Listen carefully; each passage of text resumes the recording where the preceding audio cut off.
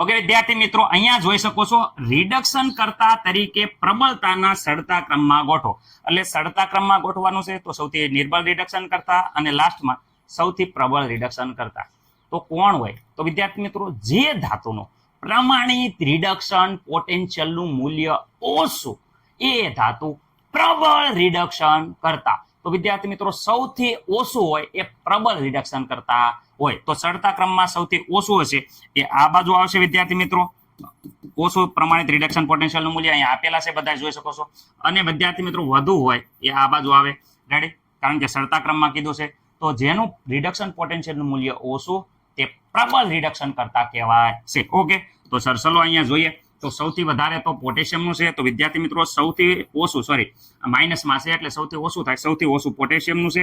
તો પોટેશિયમ સૌથી પ્રબળ રિડક્શન કરતા કહેવાય છે. રેડી વિદ્યાર્થી મિત્રો? એના પછી જો મેગ્નેશિયમ, તો મેગ્નેશિયમ વિદ્યાર્થી મિત્રો એના કરતા ઓછો કહેવાય.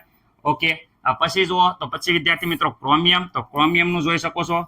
ઓકે, ક્રોમિયમ પછી કોણ આવે છે? તો આ બે પોઝિટિવ છે. તો પોઝિટિવમાં વિદ્યાર્થી મિત્રો આનું ઓછું કહેવાય.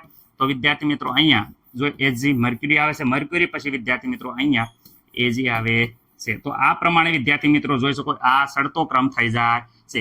જેમ જેમ આ પ્રમાણે જઈએ તો અહીંયા પ્રબળ રિડક્શન કરતાનો આ સડતો ક્રમ થઈ ગયો છે. રેડી વિદ્યાર્થી મિત્રો?